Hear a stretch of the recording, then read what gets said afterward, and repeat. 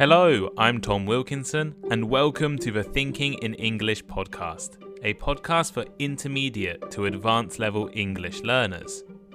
On October 30th, the people of Brazil will decide the next president of the country. The election could have major consequences for Brazil and the entire South American region. Today, let's discuss how elections work in Brazil, the background of the two candidates, and some of the major issues during this year's competition. And we can learn some useful vocabulary and practice talking about Brazil's elections. You can find the full transcript for free over on the Thinking in English blog.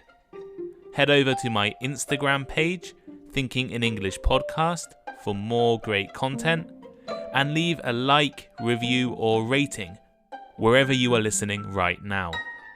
Here is today's vocabulary list.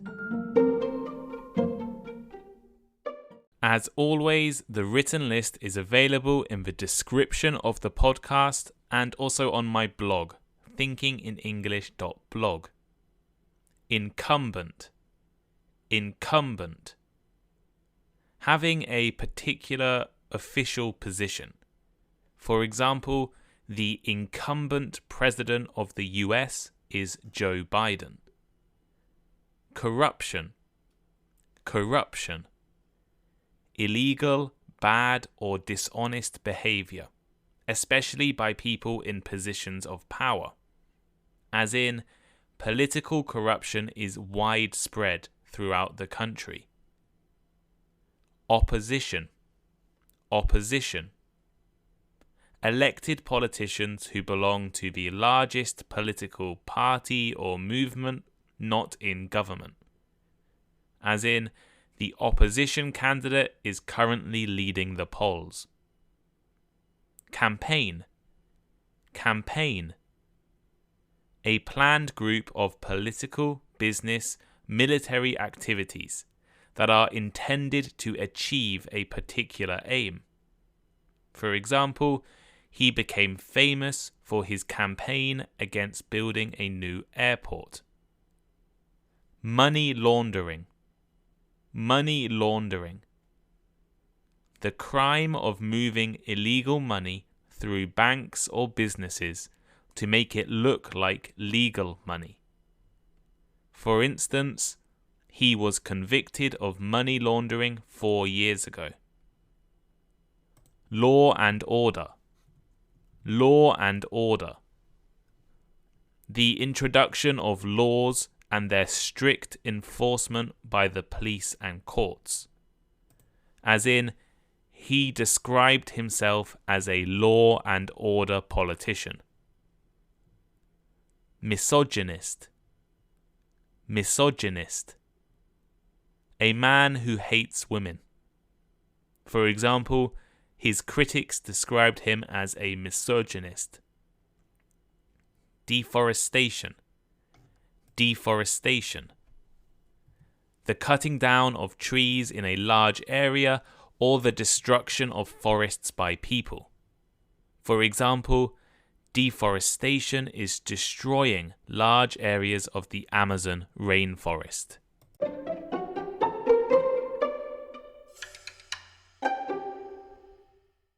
Brazil is currently in the middle of a national election.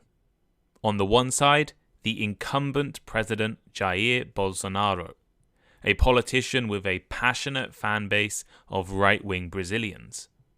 Bolsonaro has pushed Brazil into cutting down the Amazon rainforest, has repeated many conspiracy theories, reformed the country's pension system, and has a controversial approach to government.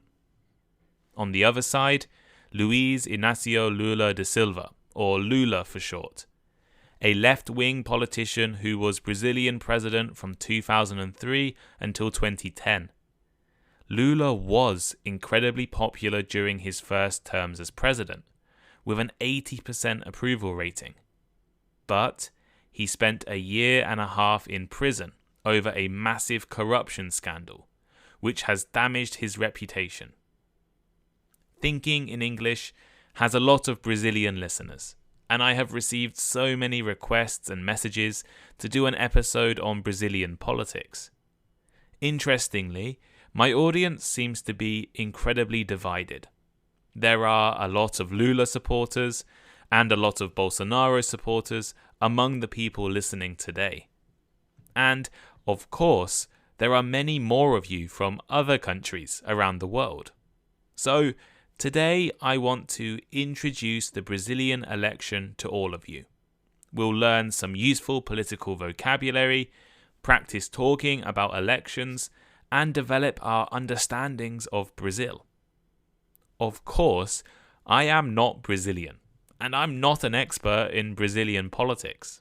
So I would love your input and your ideas. Please leave comments on the transcript on Spotify or on Instagram, and tell me, kindly if possible, why you disagree with me or why you agree with what I'm going to say today. The first thing to make clear is that Brazil has a presidential style of government, or to use the official description, a federal presidential constitutional republic. That's a little confusing, but in other words, Brazil has no king, queen, or emperor, but instead a president who is the head of the country. They have a constitution on which law is based, and the country is federal, meaning that power is divided and spread to different regions, called states in Brazil. Brazil has a 2-round voting system for the president. While some of you may be familiar with this kind of electoral system, I guess many of you come from countries like me, in which you only need to vote once. In Brazil, however, citizens need to vote twice. In the first round of voting, there are multiple different candidates and different parties, all running for election. Once votes have been counted, 2 things are possible. If no one single candidate receives 50% of the vote, then there is a second round of voting. In this second round, only the top 2 candidates from the first round can take place. However, if a candidate receives over 50% of votes in the first round, they become the president without needing another vote. This is rare, but Fernando Henrique Cardoso managed to do this twice in the 1990s. The first round of voting in the 2022 Brazilian presidential election took place on Sunday, 2nd of October.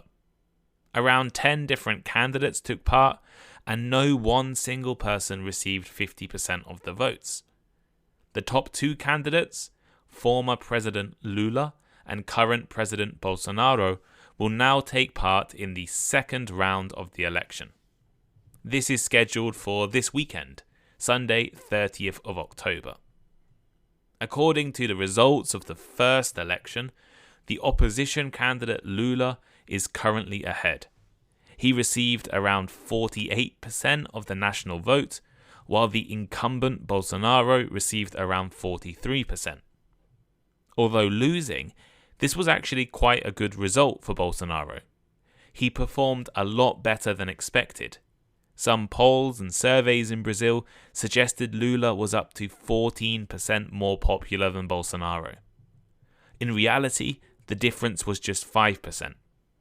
And polls are looking much closer for the second round of the voting. As of the time of writing, Lula is predicted to get around 52% of the vote, while Bolsonaro is expected to get around 48%. But every day, this number is getting closer and closer. The 2 candidates are now battling to persuade millions of Brazilians to switch their votes. But who are Lula and Bolsonaro? Let's start with Lula, the person currently leading the race to be the next president of Brazil. Luiz Inácio Lula da Silva was Brazilian president from 2003 until 2010, and is currently leading the race to become the next president of the South American country. After working a variety of jobs, including shining shoes, to support his family as a child, Lula began working at the Vilares Metalworks in Sao Paulo. He joined the Metalworkers Union and began to work for the union full-time in 1972, serving as the legal officer and then union president. He gained national attention for campaigning for wage increases, a campaign he was arrested over and sentenced to 3.5 years in jail. After being released, he led the national campaign for democratic presidential elections and was elected as a politician for Sao Paulo in 1986. After running for president a few times and losing, he made changes to his approach in 2002. While still aiming to encourage normal people to become involved in politics, he also promised to work with businesses and the International Monetary Fund. In the 2002 election, Lula won with 61.5% of the vote. As president, Lula's aims included ending corruption, we'll talk more about this later, social reforms, and helping the economy. Despite the economy growing and poverty rate falling by the 2006 election, Lula was still criticised for not doing enough to improve education. Also, the first of many corruption scandals hurt Lula in 2005. Although he was not directly involved, the involvement of members of his party hurt his reputation. After winning the election in 2006, Brazil's future was looking good. The economy was continuing to grow, Rio de Janeiro was given the 2016 Olympic Games, and new oil was discovered. While Lula was unable to run for a third consecutive term as president, he chose his close advisor, Dilma Rousseff, to run in the next election. She successfully won that election and became Brazil's first female president. Lula was widely considered as one of the most popular presidents in the world. He helped millions of poor Brazilians leave poverty and developed successful social welfare programs. However, after leaving office, Lula and his successor Rousseff were deeply involved in scandal. Brazil's massive oil company Petrobras, members of Lula's Workers' Party, and Brazilian corporations were found to be involved in a major corruption, bribery, and kickback scandal. In March 2016, Lula was charged with money laundering and hiding his ownership of luxury apartments. President Rousseff tried to appoint Lula as her chief of staff, but this was blocked, as government officials cannot be charged by federal police. Rousseff was widely seen as trying to protect Lula.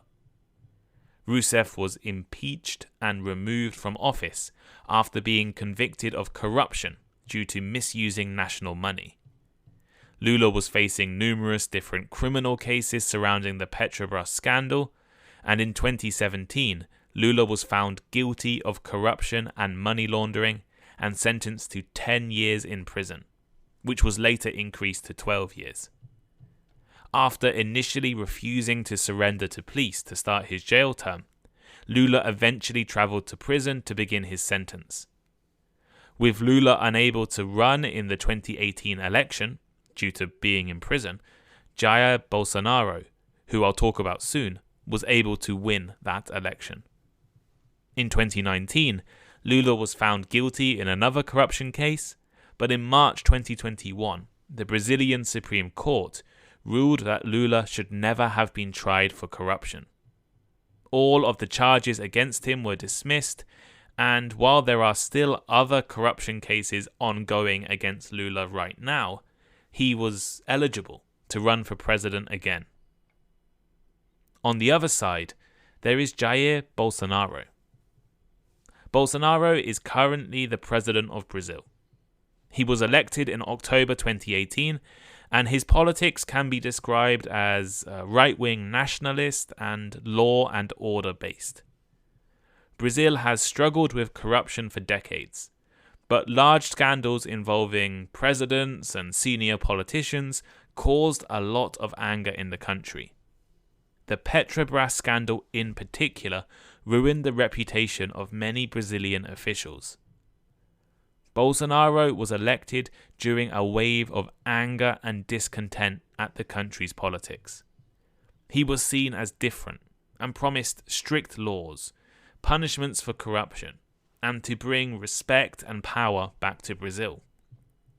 Bolsonaro was educated at military academies and served in the army for 17 years. A lot of comments I've received from Brazilian listeners describe Bolsonaro as a military man. During his time as a national politician representing Rio, he regularly praised Brazil's time under military dictatorship and wanted it to return. As a normal politician, Bolsonaro gained a controversial reputation. He was deeply conservative on social issues, opposing rights for minorities. His critics described him as being a misogynist and a racist. And he gained a reputation as being a little bit too extreme.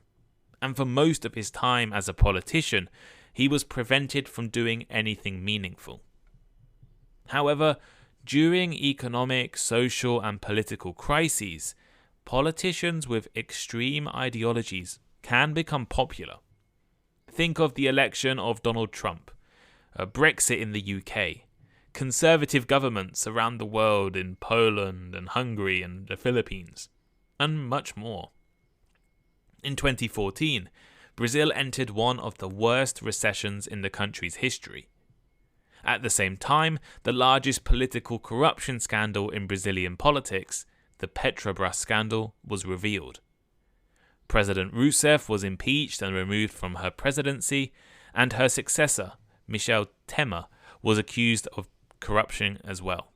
And former President Lula was convicted of corruption and money laundering in 2017. Bolsonaro took the opportunity to run for president in 2018 and campaigned against the corruption and actions of major politicians. A lot of his characteristics remind me of Donald Trump. He was even described as the Trump of the tropics. He portrayed himself as an outsider, as different to other politicians. He said what he wanted and he didn't care if it upset or offended people. He supported tough law and order policies, and this appealed to Brazilians concerned about rising crime. And he supported conservative policies against gay rights and abortion rights, and this appealed to the growing number of evangelical Christians in Brazil. Bolsonaro was actually stabbed while campaigning in 2018 and had to do much of his work from hospital. But due to his strong social media presence and the unpopularity of his rivals, Bolsonaro achieved 55% of the national vote during the 2018 election. As president, Bolsonaro achieved his goal of restructuring the Brazilian pension scheme. 40% of national government spending was funding this incredibly generous pension. To cut spending, the minimum retirement ages for men and women were raised by 9 years to 65 and 62 respectively. Previous presidents had wanted to do this but had been unable to do so. However, many of his other actions as president have been controversial. Bolsonaro supports the deforestation of the Amazon rainforest. He reduced the power of government environmental agencies and ignored illegal logging activities. Bolsonaro also had a controversial response to the COVID-19 pandemic. He repeated conspiracy theories about the virus, ignored international and scientific medical advice, and laughed at people wearing masks.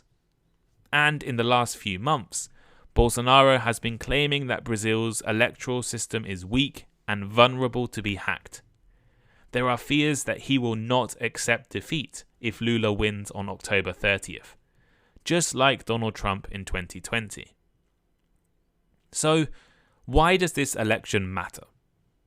Well, the biggest consequence of the Brazilian election will be to the economy.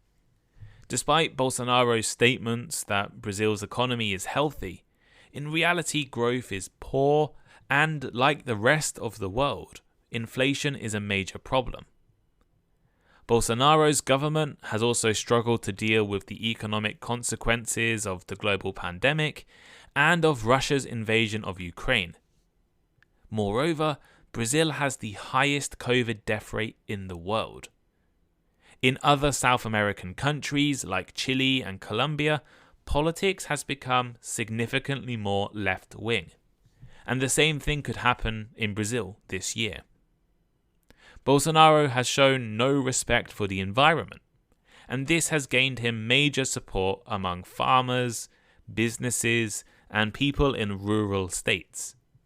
He has weakened the protections for the Amazon, and forest fires are at record levels, caused by farmers burning down massive areas of the rainforest, and deforestation is at the highest level for 15 years. Damaging the Amazon, which is the largest absorber of carbon in the world, has a major consequence to the global environment, Brazil's neighbours, and also the indigenous people who live there. Lula has promised to protect the Amazon and reduce deforestation if elected. You may notice similarities between Bolsonaro and Donald Trump. Both are right-wing conservatives, both were elected as outsiders promising to end corruption, and both have had numerous controversial policies. There are fears that Bolsonaro could also copy Trump in denying the election result if he loses. Bolsonaro has claimed that if he loses, it will be due to election fraud. But there is no evidence for this, and Brazil has never experienced widespread election fraud since the current method was introduced in 1996. He has also said the military should monitor the election, something that has made many Brazilians uncomfortable.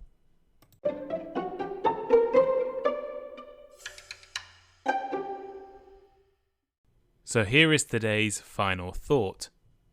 We will know the outcome of the Brazilian election after voting finishes on October 30th.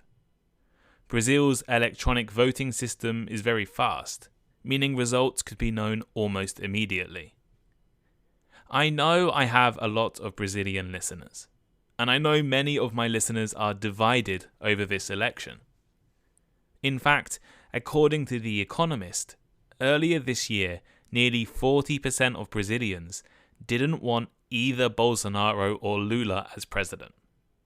There is a choice between a right-wing, kind of anti-democratic, anti-environment Bolsonaro or Lula, who has spent time in prison for corruption and been involved in numerous other corruption scandals.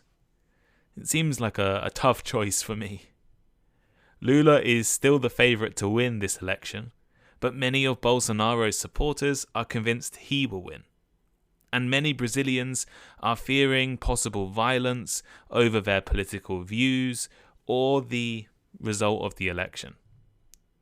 All I hope is that the election is peaceful, that the result is accepted, and that Brazil can move forward, fix its economic problems, and stop with corruption. But what do you think? Who would you vote for, Bolsonaro or Lula? What is your country's politics like? Is it as divided as in Brazil? Let me know your ideas and comments by leaving a comment on the blog, thinkinginenglish.blog. The link to the transcript is in the description. Or you can leave a comment on Spotify if you listen on Spotify, or send me a message on Instagram. Please only send me kind messages. I don't want any angry messages about Bolsonaro or Lula, please. And if you love listening to Thinking in English, please consider leaving a rating on Spotify. We're at 3,100 5-star ratings. Hopefully we can get to 4,000 by Christmas. Or leave a review on Apple. I don't have that many Apple reviews, so I'd really appreciate if you listen on Apple, go and leave me a review over there. And if you love listening to Thinking in English, please consider subscribing to the Patreon as well.